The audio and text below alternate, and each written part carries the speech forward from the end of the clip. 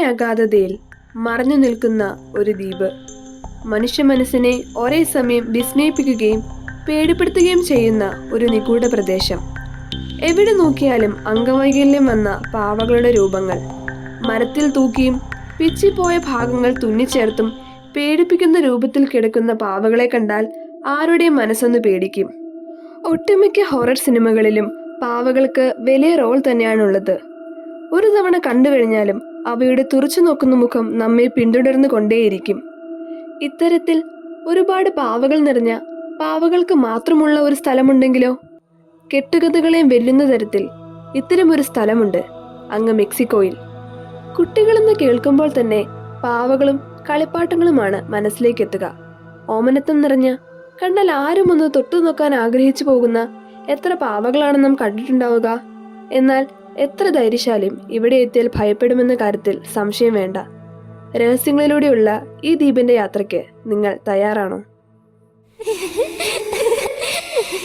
Guinness world record പ്രകാരം ലോകത്തിൽ ഏറ്റവും കൂടുതൽ പാവകളുടെ ശേഖരം ഉൾക്കൊള്ളുന്ന ദ്വീപാണ് ഇസ്ല ഡെ ലാസ് മുനേക്കാസ് എന്നറിയപ്പെടുന്ന ഡോൾ ഐലൻഡ്.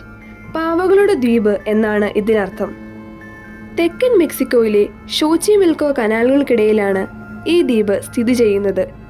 ഇന്നീ സ്ഥലം ഡാർക്ക് ടൂറിസത്തിന്റെ ജനപ്രിയ കേന്ദ്രമാണ്. ഈ ദ്വീപിന് പിന്നിൽ ഒരു കഥയുമുണ്ട്. സംഗതി കഥയല്ല, യാഥാർത്ഥ്യമാണ്. മെക്സിക്കോ സിറ്റിയിലെ സോച്ചിമിൽക്കോയിൽ നിന്ന് ഈ ദ്വീപിലേക്ക് ധാരാളം ബോട്ട് സൗകര്യങ്ങളുണ്ട്. അവിടെ നിന്ന് 1.5 മണിക്കൂർ യാത്ര ചെയ്താൽ നിങ്ങൾക്ക് ഈ ദ്വീപിലെത്താം. 1970കളിലാണ് ഈ ദ്വീപിന്റെ കഥ തുടങ്ങുന്നത്. സമ്പന്നമായ ഒരു ഭൂതകാലമോ ചരിത്രമോ അവകാശപ്പെടാനില്ലാത്ത ഈ സ്ഥലം ഏതാനും വർഷങ്ങളായാണ് സന്ദർശകരെ ആകർഷിക്കുന്നത്. യുനെസ്കോയുടെ ലോക പൈതൃക സൈറ്റുകളിൽ ഒന്നാണ് ഈ ദ്വീപ്. സ്ഥലത്തിനെ ചുറ്റിപ്പറ്റി പല കഥകളും പരക്കുന്നുണ്ടെങ്കിലും ഏറ്റവും പ്രസിദ്ധമായ കഥ ഇതാണ്. ഡോൺ ജൂലിയൻ സാന്റാന ബരേര എന്ന പേരുള്ള ഒരാളുടെ ഉടമസ്ഥതയിലായിരുന്നു ഈ ദ്വീപ്. 20-ാം നൂറ്റാണ്ടിന്റെ മധ്യത്തിൽ ഭാര്യയെയും കുടുംബത്തെയും ഉപേക്ഷിച്ച് ഒറ്റയ്ക്ക് ജീവിക്കാനായി ബരേര ഈ ദ്വീപിലെത്തി. ചെറു കൃഷികളും മറ്റും അദ്ദേഹം ചെയ്തു പോന്നു. ദ്വീപിൽ വിളയുന്ന കാർഷിക ഉൽപ്പന്നങ്ങൾ പുറത്തെ മാർക്കറ്റുകളിൽ വിറ്റാണ് അദ്ദേഹം ജീവിതം കഴിച്ചു കൂട്ടിയിരുന്നത്. ദ്വീപിലെ അദ്ദേഹത്തിന്റെ ജീവിതം തികച്ചും ഒറ്റപ്പെട്ടതായിരുന്നു. അയാളെ തിരക്കി ഒരാൾ പോലും ആ ദ്വീപിൽ വരാറുണ്ടായിരുന്നില്ല.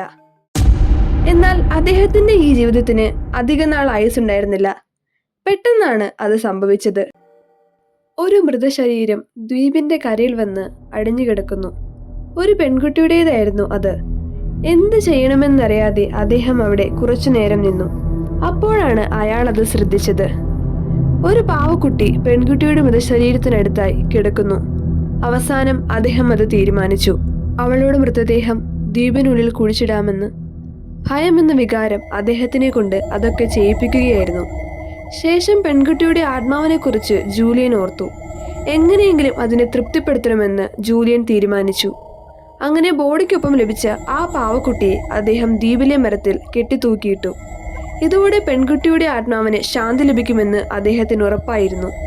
പ്രശ്നങ്ങളെല്ലാം ഇതോടെ കഴിഞ്ഞെന്നാണ് ബരേര വിചാരിച്ചത്. പക്ഷേ ഇതെല്ലാം വെറും ആരംഭം മാത്രമായിരുന്നു. പിന്നീട് പലപ്പോഴുമായി എനിക്കെന്റെ പാവയെ വേണം എന്ന് നിലവിളിക്കുന്ന പെൺകുട്ടിയുടെ ശബ്ദം കേട്ട് അയാൾ പല രാത്രികളിലും ഞെട്ടി ഉണർന്നു. കൃഷി നശിച്ചതും പെൺകുട്ടിയുടെ ശാപം കൊണ്ടാണെന്ന് അദ്ദേഹം വിശ്വസിച്ചു. നഗരത്തിലെ ചവറ്റുകുറ്റകളിലും മാലിന്യ കൂമ്പാരങ്ങളും തപ്പി നിരവധി പാവകളെ ബരേര കണ്ടെത്തി. അതെല്ലാം ദ്വീപിൽ തൂക്കിയിട്ടു. അതിൽ നല്ലതും കേടായതുമായ പാവകൾ തുടങ്ങി പാവകളുടെ ശരീരഭാഗങ്ങൾ മാത്രം വരെ ഉണ്ടായിരുന്നു. വർഷങ്ങൾ കഴിയും തോറും ദ്വീപ് മുഴുവൻ പാവകൾ കൊണ്ട് നിറഞ്ഞു. അഗസ്റ്റിനിറ്റ എന്ന പേരിട്ട പാവയാണ് ജൂലിയൻ ദ്വീപിലേക്ക് കൊണ്ടുവന്ന ആദ്യത്തെ പാവ. പൂക്കൾ തലയിലണിഞ്ഞ ഈ പാവയൊഴികെ വേറെ ഒരു പാവയ്ക്കും ദ്വീപിൽ പേരില്ല. അഗസ്റ്റിനിറ്റയെ ദ്വീപിലെ മ്യൂസിയത്തിൽ സൂക്ഷിച്ചിട്ടുണ്ട്. ദ്വീപിനെ ചുറ്റിപ്പറ്റി പല പാരാനോർമൽ കഥകളും പ്രസിദ്ധമാണ്. എന്നാൽ ചിലർ പറയുന്നത് ഒരു കാഴ്ചയ്ക്കപ്പുറം മറ്റൊന്നും ഈ ദ്വീപിൽ കാണാനില്ലെന്നാണ്. ഇനി നമുക്ക് ഈ കഥയുടെ മറ്റൊരു വശം കാണാം. വിശ്വാസത്തിനു പുറമെ ഒരു അന്ധവിശ്വാസിയായിരുന്നു ജോൺ ബരേര. ഒന്നുകിൽ കനാലിൽ പൊങ്ങിക്കിടക്കുന്ന ശരീരം അയാൾ നേരിട്ട് കണ്ടു, അല്ലെങ്കിൽ മരിക്കുന്നതിൽ നിന്നും അവളെ രക്ഷിക്കുവാനായി അദ്ദേഹം പരാജയപ്പെട്ടു. അടുത്ത ദിവസം ഒരു പാവയെ അയാൾ കണ്ടെത്തുകയും അത് പെൺകുട്ടിയുടേതാണെന്ന് അദ്ദേഹം വിശ്വസിക്കുകയും ചെയ്തു.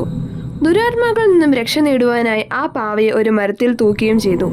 അടുത്ത ദിവസം ബെരേര മറ്റൊരു പാവയെ കണ്ടതായും പറയപ്പെടുന്നു. അങ്ങനെ ആ ദ്വീപ് നിറയെ പാവകൾ കൊണ്ട് നിറഞ്ഞു. 1943 മുതലാണ് ഈ ദ്വീപ് ലോകശ്രദ്ധ നേടുന്നത്. മെക്സിക്കൻ ചലച്ചിത്ര സംവിധായകനായ എമിലിയോ ഫെർണാണ്ടസ് തന്റെ ചിത്രമായ മരിയ കാൻഡലേറിയ ഇവിടെയാണ് ചിത്രീകരിച്ചത്. 2001 ഡോൺ ജൂലിയൻ അന്തരിച്ചു. 50 വർഷങ്ങൾക്ക് മുമ്പ് ആ പെൺകുട്ടിയുടെ മൃതദേഹം കിടന്ന അതേ സ്ഥലത്ത് തന്നെ അയാളുടെ മൃതദേഹവും കണ്ടെത്തി. ദ്വീപിൽ നിന്ന് ലഭിച്ച പെൺകുട്ടിയുടെ മൃതശരീരത്തെ പറ്റി നിരവധി സംശയങ്ങൾ ഇന്നും ബാക്കിയാണ്. ഈ സംഭവം അദ്ദേഹത്തിന്റെ കുടുംബം പോലും വിശ്വസിച്ചിരുന്നില്ല. ഇതെല്ലാം ബെരേരയുടെ വെറും തോന്നലാണെന്നാണ് മിക്ക ആളുകളും പറഞ്ഞിരുന്നത്. പെൺകുട്ടിയുടെ മൃതശരീരം ഇതുവരെ ദ്വീപിൽ നിന്ന് ലഭിച്ചിട്ടില്ല. അദ്ദേഹം മരിക്കുന്നതിന് മുമ്പ് തന്നെ ഈ കഥയറിഞ്ഞ് പല സഞ്ചാരികളും ദ്വീപ് സന്ദർശിക്കാൻ വരുമായിരുന്നു. ഇതിൽ നിന്നും അദ്ദേഹത്തിന് വരുമാനം ലഭിച്ചിരുന്നു. ഇന്ന് ഈ ദ്വീപ് ഒരു വിനോദസഞ്ചാര കേന്ദ്രമാണ്. പല സഞ്ചാരികളും പാവകളുമായാണ് ദ്വീപിലെത്തുന്നത്. നിങ്ങൾക്കെന്താണ് തോന്നുന്നത്? ഇപ്പോഴും ആ പെൺകുട്ടിയുടെ ആത്മാവ് ഈ ദ്വീപിൽ കാണുമോ? അല്ലെങ്കിൽ ഇതെല്ലാം വെറും അദ്ദേഹത്തിന്റെ സങ്കല്പം മാത്രമായിരുന്നോ? നിങ്ങളുടെ അഭിപ്രായങ്ങൾ താഴെ കമന്റ് ചെയ്യൂ. മറ്റൊരു വീഡിയോയുമായി വീണ്ടും കാണാം.